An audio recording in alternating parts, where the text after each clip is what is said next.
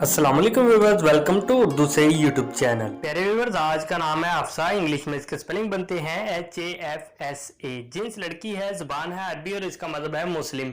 मायने है इसके जमा करना, इकट्ठा करना, शेर की बेटी और हजूर सल्लल्लाहु अलैहि वसल्लम की ज़ौजा मुबारका का नाम।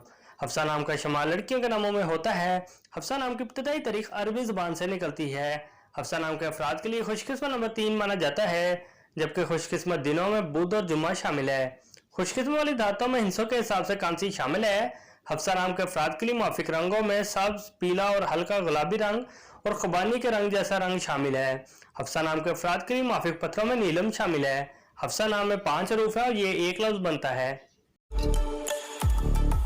अपने नाम का मीनिंग जानने के लिए कमेंट बॉक्स में लिखिए, चैनल को सब्सक्राइब कीजिए, वीडियो को लाइक और शेयर कीजिए। Thanks for watching.